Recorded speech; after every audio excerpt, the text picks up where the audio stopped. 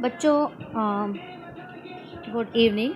और आज हम पढ़ेंगे डिविजिबिलिटी रूल्स। ठीक है, तो ये क्या है आपको पता होने चाहिए, चाहे आपकी क्लास फर्स्ट सेकंड में तो नहीं खैर, बट थर्ड फोर्थ फिफ्थ में आपको डिविजिबिलिटी रूल्स पता होने चाहिए और इसके आगे की सभी क्लासेस में। ठीक है, तो बेसिकली हम अगर नंबर 2 से स्टार्ट करें, 1 तो आपको पता है कुछ नहीं उसका बनेगा, लेकिन अगर हम नंबर 2 से स्टार्ट करें तो नंबर 2 से कौन से नंबर डिवाइड हो जाएंगे। यानी कि सपोज़ आपको बहुत बड़ी एक डिजिट नंबर दिया हुआ है 9 2 5 3 8 6 1 7 2, तो अब इतना बड़ा नंबर है तो आप सोचोगे कि क्या पूरे को 2 से डिवाइड करके देखोगे? नहीं, आप क्या देखोगे कि लास्ट में जो इसका लास्ट नंबर है वो क्या होना चाहिए, इवन होना चाहिए, यानी 2 के नंबर में 2 के टेबल में आता हुआ होना चाहिए। ठीक है, तो यहाँ पे 6 से 2 मैंने इसे हटा दिया क्योंकि आपको लगेगा कि 2 से जा रहा है, इस वजह से 6 उसके टेबल में आता है। अगर इसकी जगह यहाँ 4 होता या 8 होता या 0 होता तो भी ये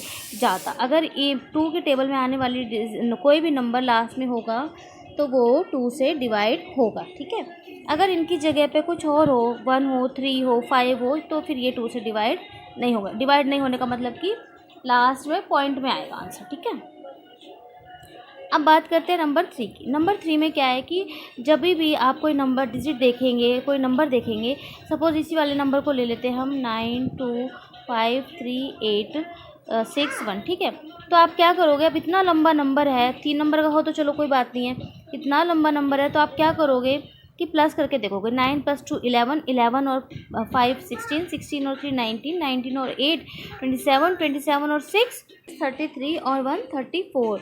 तो 34 का मतलब हुआ कि 3 और 4 प्लस यानी कि 7, तो यानी कि 3 से डिवाइड नहीं होगा। तो इसमें अगर हम 2 और ऐड कर दें तो फिर क्या बन जाएगा, ये 9 बन जाएगा। तो 9 क्या है, 3 के टेबल में आता है, यानी सभी नंबर्स को ऐड करने के बाद जो नंबर आए वो 3 के टेबल में आना चाहिए, तो आपका जो है वो डिवाइड हो जाएगा। ठीक है, फिर आते हैं हम नंबर 5 पे। 4 अभी मैं बताऊंगी आपको। नंबर 5 पे आते हैं, तो 5 का बहुत सिंपल सा फंडा है, डिजिट नंबर के एंड में 0 या फिर 5 आना चाहिए। ठीक है, कोई भी नंबर हो, अगर ये वाला नंबर है तो ये डिवाइड हो जाएगा। इस नंबर के एंड में अगर हम 5 लगा दें तो ये डिवाइड हो जाएगा। ठीक है, उसके बाद आते हैं हम नंबर 9 पे। तो देखिए 3 और 9 में ये सिमिलैरिटी है कि जैसे 3 में हम ऐड करके देखते हैं वैसे ही हमें 9 में भी ऐड करके देखना पड़ेगा। सपोज़ नंबर है 8 2 1 5 6, तो 8 और 2 10, 10 और 1 11, 11 और 11 22, तो ये उसके इसमें नहीं आता। लेकिन अब 22 से कितना दूर है, 27 आता है, तो अगर हम इसमें 5 लगा दें तो ये डिवाइड हो जाएगा क्योंकि इसका टोटल आ रहा है 27। 27 मतलब 9 के टेबल में आता है। या फिर यूँ कहें कि लास्ट में जो नंबर बचेगा उनका जोड़ 9 होना चाहिए, तो ये 9 से डिवाइड हो जाएगा। यानी 3 और 9 की सिमिलैरिटी समझ रहे हैं ना आप? तो अगर आप कोरिलेट करके याद करेंगे तो आप कभी नहीं भूलेंगे। इसके बाद आते हैं हम नंबर 6 पे। अब 6 नंबर जो है वो क्या है, इसके 2 फैक्टर होते हैं, 3 और 2। तो कोई भी ऐसा नंबर जो 3 से भी डिवाइड हो जाए और 2 से भी डिवाइड हो तो वो 6 से डिवाइड हो जाएगा। मान लीजिए एक नंबर ले लेते हैं हम 2 8 5 1 3, तो 10 15 16 और 3 19, यानी कि ये नहीं तो 2 से तो जा ही नहीं रहा पर 3 से भी नहीं जाएगा। तो 3 से कितनी दूरी है इसमें, 19, यानी 2 अगर हम इसमें और लगा दें तो अब ये 21 हो गया।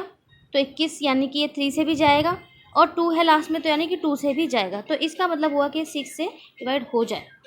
ठीक है, अब आते हैं नंबर 4 पे। नंबर 4 में क्या होता है बेटा कि जैसे आप जो भी नंबर आपको दिया हुआ है, जो वो कितना भी लंबा हो, कुछ भी हो, सपोज़ 8 2 1 5 6 5 को ही ले लेते हैं। अगर ये नंबर आपको दिया हुआ है तो आपको क्या करना है, इसके लास्ट के 2 नंबर देखने हैं कि क्या ये 4 से डिवाइड हो रहे हैं।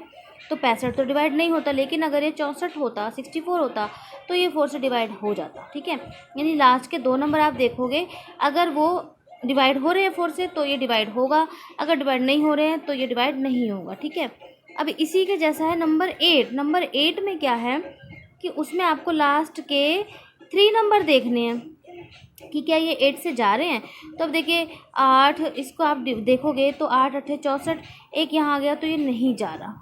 ठीक है, तो अब आपने इसके 3 नंबर देखे, ये डिवाइड नहीं हो रहे हैं, तो आप क्या करोगे, हम एक और देख लेते हैं। इसी में मैं एग्जांपल के तौर पर, आपको खुद बढ़ाना नहीं है यहाँ पे, मैं आपको एग्जांपल के तौर पर समझा के सिखा रही हूँ कि अगर सपोज़ ये नंबर ये ना हो के इस तरीके से होता, तो इसको हम डिवाइड करके देखेंगे। तो 6 जा 48, तो यहाँ पे कितने 6 बचे, तो ये 8 जा, ये डिवाइड हो रहा है, यानी कि फिर ये नंबर डिवाइड हो जाता है, क्योंकि इसके लास्ट के 3 नंबर जो हैं, ये डिजिट है, ये 8 से डिवाइड हो रहा है। ठीक है, अब आते हैं 7 पे। ये थोड़ा सा आपको इसमें देखना पड़ेगा, इसलिए मैंने लास्ट में सिखा रही हूँ। ये दोनों एक जैसे हैं, इसलिए एक तरह सिखाए हैं मैंने आपको, और 3 और 9 एक जैसे हैं। ठीक है, और 2 और 5 में थोड़ी सी सिमिलर बात यह है कि इसमें भी 0 है, इसमें भी, तो वैसे तो 5 खैर सबसे अलग ही है, लेकिन फिर भी अगर आपको रिलेट कर सकें तो कर लेना। ठीक है, अब 7, तो बच्चों 7 में क्या होगा, सपोज़ हमारे पास एक नंबर है, क्योंकि ये प्राइमरी लेवल का है, तो मैं आप छोटे नंबर से आपको सिखाती हूँ कि जैसे हमारे पास ये नंबर है, तो इसमें क्या होगा कि हम यूनिट डिजिट का जो नंबर है, यानी यूनिट डिजिट ये वाली, ये नंबर लेंगे और इसको क्या करेंगे, 5 को हम 2 से मल्टीप्लाई कर लेंगे। ठीक है, तो कितना आया, 10 आया, तो 10 को हम इस बाकी में से माइनस कर देंगे, तो 73 minus 10 is equal to 63। If 63 is divisible by 7, then the whole number is divisible by 7। तो ये तो 7 से जा रहा है, तो नंबर भी चला जाएगा। ठीक है, अब 10 का आपको पता ही है कि लास्ट में 0 होना चाहिए, मुझे शायद बताने की ज़रूरत नहीं है। कोई भी नंबर 10 से तभी जाएगा जब उसके लास्ट में 0 होगा, क्योंकि 10, 20, 30 इस तरीके से होता है। ठीक है,